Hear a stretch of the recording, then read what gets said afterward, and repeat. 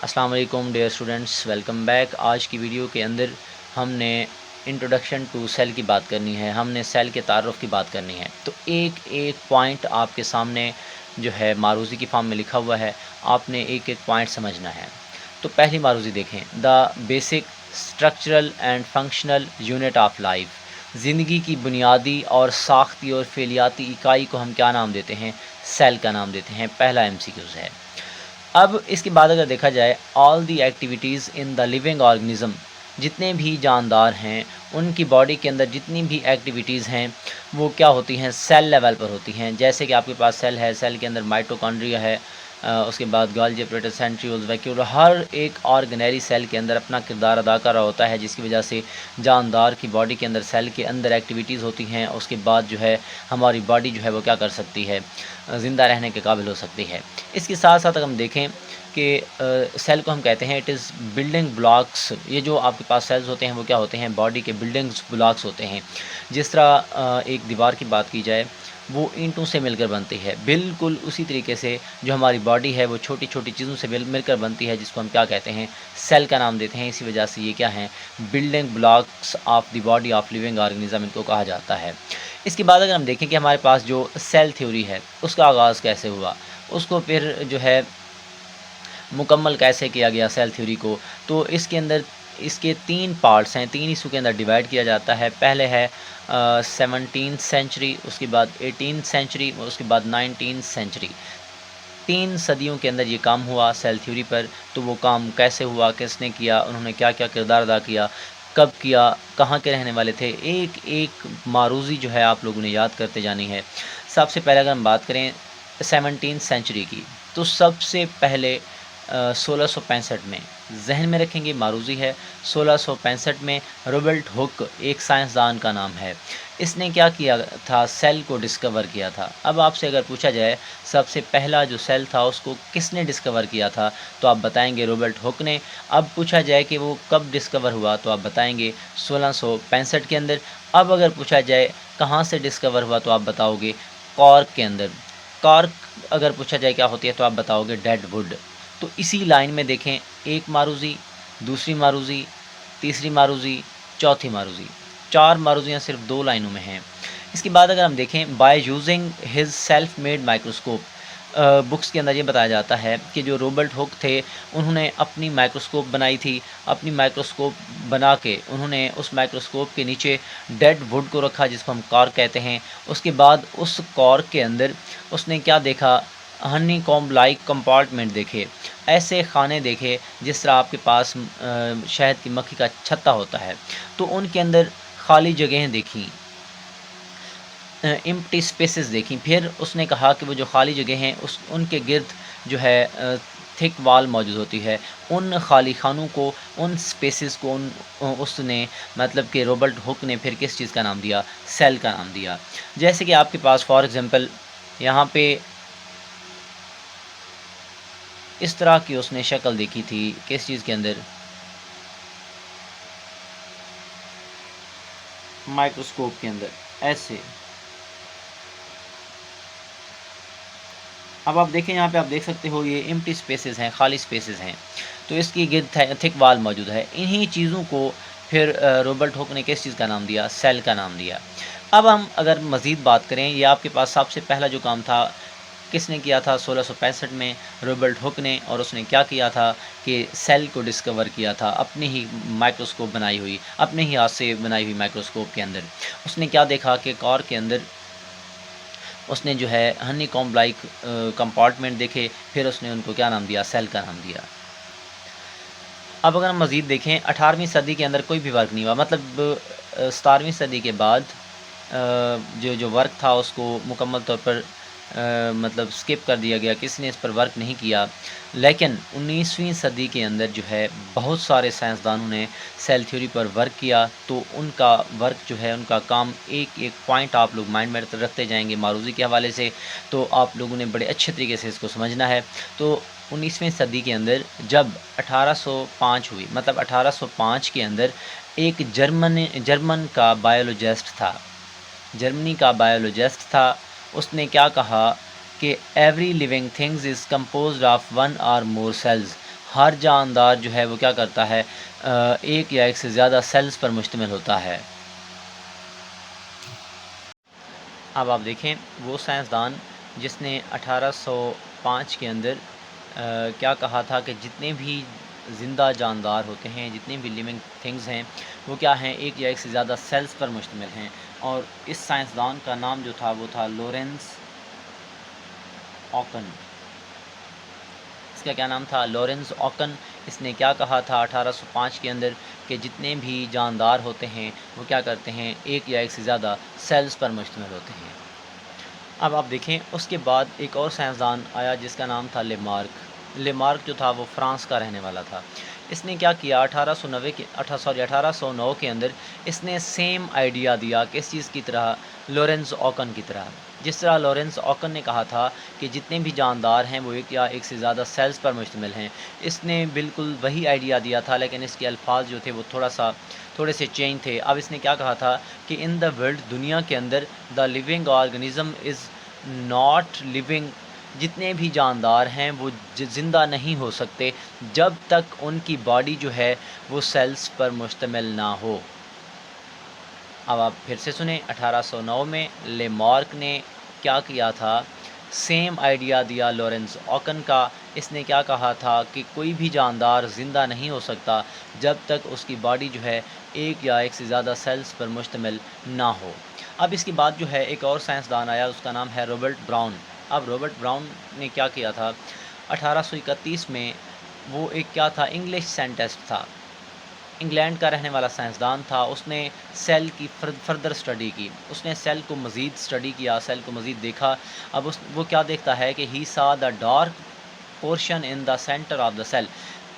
इसने क्या कहा कि सेल के अंदर जो है एक डार्क किस्म का हिस्सा भी मौजूद है। उस डार्क किस्म के हिस्से को उसने नाम दिया किस चीज़ का, न्यूक्लियस का। अगर उर्दू में न्यूक्लियस का मतलब देखा जाए तो इसका मतलब होता है मरकज़। इसका मतलब होता है मरकज़। तो सेल के अंदर डार्क पार्ट नज़र आया किस चीज़ को, रॉबर्ट ब्राउन को। फिर उसने उस डार्क पोर्शन को क्या नाम दिया, न्यूक्लियस का नाम दिया। अब अगर देखा जाए it was reverse to Robert Hooke, क्योंकि आपको पता है पिछली मतलब स्टार्ट में हमने देखा है कि जो रॉबर्ट हुक है उसने कहा था कि सेल जो है एम्प्टी स्पेसेस होती हैं, खाली जगह होती हैं। लेकिन इसने क्या कहा कि सेल जो है उसमें खाली जगह नहीं होती, उसके सेंटर में एक और चीज़ भी मौजूद है जिसको उसने किस चीज़ का नाम दिया, न्यूक्लियस का नाम दिया। अब हम देखें इसके बाद दो साइंसदान आते हैं, शेल्डन और शवान। शेल्डन जो था वो बॉटनिस्ट था, शवान जो था वो ज़ूलॉजिस्ट था। ये जो है प्लांट्स की स्टडी करने वाला था, ये जो है वो एनिमल्स की स्टडी करने वाला था। इसने क्या किया था 1838 में प्लांट्स की स्टडी की। ज़ूलॉजिस्ट जो था, जो शवान था, उसने क्या किया 1839 के अंदर एनिमल्स की स्टडी की। अब इन दोनों ने मतलब इस बात की वजाहत की कि वाकई रॉबर्ट ब्राउन की बात ठीक है कि सेल जो है वो खाली स्पेसेस नहीं हैं, उनके अंदर वो खाली जगह नहीं है, उनके अंदर वाकई न्यूक्लियस मौजूद है। अब इसके बाद जो है ये पॉइंट्स आप लोगों ने माइंड में रखने होंगे लाजमी तौर पर। सेल थ्योरी का ज़हूर हुआ इनकी वजह से, शेल्डन और शवान की वजह से सेल थ्योरी बनी। अब सेल थ्योरी के मुताबिक 3 पार्ट्स होते हैं सेल के। एक को आप कहते हो न्यूक्लियस, दूसरा है साइटोप्लाज्म और तीसरा होता है मेम्ब्रेन। फिर से सुने, सेल के कितने पार्ट्स होते हैं, 3। न्यूक्लियस सेंटर में पाया जाता है, साइटोप्लाज्म न्यूक्लियस के इर्द गिर्द लिक्विड मौजूद है, और जो इर्द गिर्द मेम्ब्रेन होती है सेल की उसको हम क्या कहते हैं, सेल मेम्ब्रेन कहते हैं। लेकिन प्लांट सेल के अंदर जो सेल मेम्ब्रेन है, इन तीनों चीज़ों के ऊपर एक और कवरिंग मौजूद होती है जिसको हम क्या कहते हैं, सेल वाल का नाम देते हैं। अब इसके बाद हुआ क्या कि ये जो सेल थ्योरी थी इसको बाद में साइंसदानों ने क्या किया, एक्सेप्ट कर लिया, फिर ये एक्सेप्टेबल हो गई। अब उनके बाद जो है एक और साइंसदान आता है, उसको हम कहते हैं रुडोल्फ विर्चू। फिर से सुने, रुडोल्फ विर्चू। कब इसने काम किया था, 1855 में। हर एक जो सन दिए गए हैं इनको आपने माइंड में रखना है एज MCQs। तो इसको कहा जाता है फादर ऑफ पैथोलॉजिस्ट। मारूजी है कि इसको फादर ऑफ पैथोलॉजिस्ट किसको बोलते हैं, तो आप बोलेंगे रुडोल्फ विर्चू को बोलते हैं। वो क्या था, ही वाज जर्मन, जो है वो जर्मन साइंसदान था, जर्मनी का रहने वाला साइंसदान था। क्योंकि वहाँ पे जो है डच लैंग्वेज इस्तेमाल होती थी, इस वजह से इनको आप डच साइंसदान भी कहते हो, डच साइंटिस्ट भी कहते हो। अब इसने क्या किया था कि एक स्टेटमेंट पेश की, उमनस सेलुला ई सेलुला। जहन में रखोगे कि उमनस सेलुला ई सेलुला किसने पेश की थी? तो आप बताओगे रुडॉल्फ विर्चू ने। इसका मतलब क्या है? It means that all cells are produce from pre existing cells, कि जितने भी सेल्स हैं वो पहले से मौजूद सेल्स से मिलकर बनते हैं। फिर से सुने, उमन सेलुला इस सेलुला को किसने पेश किया? रुडॉल्फ विर्चू ने। इसका मतलब क्या है कि जितने भी सेल्स हैं, न्यू सेल्स, वो पहले से मौजूद सेल्स की तकसीम से मिलकर बनते हैं। अब यहाँ पे दो थ्योरीज़ थी, एक को आप कहते हो बायोजेनेसिस, दूसरे को कहते हो ए बायोजेनेसिस। फिर से सुने, बायोजेनेसिस और ए बायोजेनेसिस।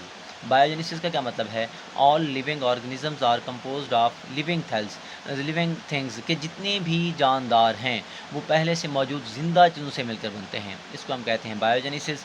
उसके बाद जो है ए बायोजेनेसिस का क्या मतलब है? कि all living organisms are made up from non living objects, के ए बायोजेनेसिस के मुताबिक जितने भी जानदार हैं वो मुर्दा चीज़ों से मिलकर बनते हैं। लेकिन बायोजेनेसिस ने क्या कहा कि जितने भी जानदार हैं वो पहले से मौजूद ज़िंदा चीज़ों से मिलकर बनते हैं।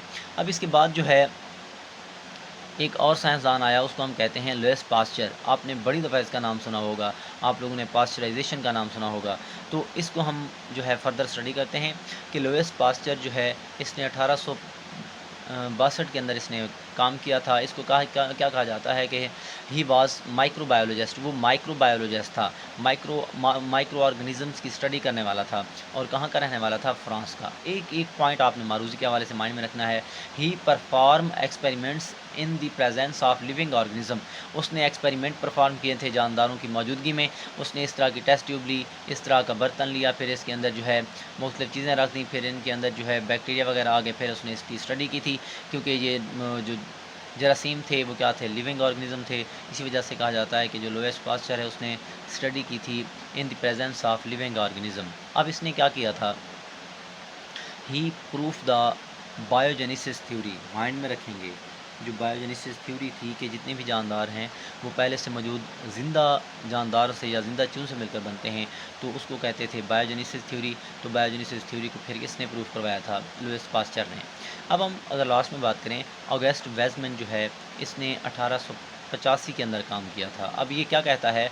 ही said that all the cells are made from same cells, के जितने भी सेल्स हैं, आज जितने भी सेल्स मौजूद हैं वो पहले से मौजूद एक सेल्स की वजह से बने हैं। फिर यहाँ पे एक लफ्ज़ वर्सटाइल इस्तेमाल हुआ है, इसका मतलब है मुख्तलिफ़ अक़साम। तो आप देखें, जब एग और स्पर्म मिलते हैं तो ज़ाइगोट बनता है। ज़ाइगोट के बाद अब आप देखो, ज़ाइगोट एक ही सेल है, यहाँ से जो है स्किन सेल्स बनते हैं, ब्रेन सेल्स बनते हैं, स्टमक सेल्स बनते हैं, हेयर सेल्स बनते हैं। इसका मतलब क्या है कि सेल्स की मुख्तलिफ़ टाइप्स एक ही सेल से मिलकर बनते हैं। ये किसने कहा था? ऑगस्ट वेज़मैन ने कहा था। अब लास्ट में जो सेल थ्योरी थी उसके 3 पॉइंट्स पेश किए गए। इंतहाई इंपॉर्टेंट शॉर्ट क्वेश्चन है, मतलब एफएससी के लिहाज से। तो आप देखें, इसके मुताबिक all living organisms are composed are of one और मोर सेल्स, के जितने भी जानदार हैं वो एक या एक से ज़्यादा सेल से मिलकर बनते हैं, और जितने भी मौजूदा सेल्स हैं वो पहले से मौजूद सेल्स की तकसीम से मिलकर बनते हैं। और जो सेल है वो ज़िंदगी की जो है basic structural and functional unit है। ये आपके पास सेल थ्योरी की तारीख़ है और उसका ज़हूर है। तो इसके बाद हम थोड़ी सी बात कर लेते हैं प्लांट एंड एनिमल सेल्स में डिफरेंस। इंतहाई अहम मारूजियाँ बनेंगी एमडी कैट के लिहाज से, तो आप लोगों ने एक एक पॉइंट समझना है। अब आप देखें, प्लांट्स एंड एनिमल मतलब पौधे के सेल और जानवर के सेल में अगर हम फ़र्क देखें तो सबसे पहला पॉइंट देखेंगे सेल वाल प्रेजेंट। प्लांट के अंदर सेल वाल मौजूद होती है, एनिमल सेल्स में सेल वाल मौजूद नहीं होती। पहली मारूजी। प्लांट सेल ऑटोट्रॉफिक होते हैं, ये अपनी खुराक को तैयार कर सकते हैं। एनिमल सेल्स अपनी खुराक को तैयार नहीं कर सकते, इसी वजह से इनको हम हेटरोट्रॉफिक का नाम देते हैं। जो प्लांट सेल्स हैं उनके अंदर जो न्यूक्लियस होता है वो पेरिफेरल होता है, और इनके पास जो न्यूक्लियस होता है वो सेंट्रल होता है। इसके बाद अगर देखा जाए, जो प्लांट सेल हैं, लार्ज सेंट्रल वैक्यूल, इनके पास बहुत बड़ा वैक्यूल होता है सेंटर में, इसके पास छोटे से वैक्यूल्स होते हैं, छोटे छोटे। इसके बाद अगर हम देखें, their shape is rectangular. Plant cell की शेप रेक्टेंगुलर होती है, इसकी शेप राउंड होती है। अगर साइज़ की बात की जाए, जो प्लांट सेल हैं उनका साइज़ जो है वो 10 to 100 माइक्रोन मीटर होता है। इसका जो एनिमल सेल्स हैं इनका साइज़ जो है वो 10 to 30 माइक्रोन मीटर होता है। ये मारूजियाँ सारी आपने माइंड में रखनी हैं। अब जो प्लांट सेल हैं उनके अंदर जो एनर्जी है वो स्टार्च की फॉर्म में स्टोर होती है, और जो एनिमल सेल्स हैं उनके अंदर जो एनर्जी है वो ग्लाइकोजन की फॉर्म में स्टोर होती है। इसके बाद अगर हम देखें, most of the cells are capable of differentiation. इनमें बहुत सारे सेल्स जो हैं वो डिफ्रेंशिएशन को शो करते हैं, लेकिन एनिमल सेल्स के अंदर सिर्फ स्टेम सेल्स ही क्या करते हैं, डिफ्रेंशिएशन को शो करते हैं। टाइम बहुत कम है, इसी वजह से मैं डिफ्रेंशिएशन और स्टेम सेल्स की वजाहत नहीं कर रहा। आप लोगों ने ये पॉइंट्स मतलब सेकंड ईयर में पढ़े हुए हैं। तो इसके बाद अगर हम बात करें कि हमारे पास जो प्लांट सेल है उनके पास फ्रैगमोप्लास्ट बनती है, इनके पास क्लीवेज फार्म इनके पास जो है क्लीवेज बनती है। जहन में रखेंगे जब सेल डिवीजन होती है तो साइटोप्लाज्म की तकसीम के दौरान फ्रैगमोप्लास्ट बनेगी प्लांट सेल में। क्लीवेज आप देखें, यहाँ पे फ्लैगमोप्लास्ट बनती है, यहाँ पे क्लीवेज बनती है। इनके पास जो अमीनो एसिड्स की 20 टाइप्स होती हैं वो सारी बनती हैं, लेकिन इनके पास 20 में से 10 अमीनो एसिड्स की टाइप जो हैं वो बनती हैं। इनके पास प्लास्टिड्स मौजूद होते हैं, इनके पास प्लास्टिड मौजूद नहीं होते, इनके पास सेंट्रियोल मौजूद नहीं होते, इनके पास सेंट्रियोल्स मौजूद होते हैं। सीलिया फ्लैजेला मौजूद नहीं होते, इनके पास सीलिया और फ्लैजेला मौजूद होते हैं। अब अगर हम यहाँ पे बात करें, लाइजोसोम्स आर प्रेजेंट, इनके पास लाइजोसोम मौजूद होते हैं, इनके पास बहुत ज़्यादा मौजूद होते हैं, इनके पास बहुत कम होते हैं। ग्लाइक्सिसोम, प्लांट्स के अंदर ग्लाइक्सिसोम मौजूद होते हैं, इनके पास मौजूद नहीं होते। इसी तरह अगर हम बात करें प्लाज्मोडेस्माटा, इनके पास मौजूद नहीं होते, इनके पास मौजूद होते हैं। Tight junctions are not present, इनके पास टाइट जंक्शंस मौजूद नहीं होते, इनके पास मौजूद होते हैं।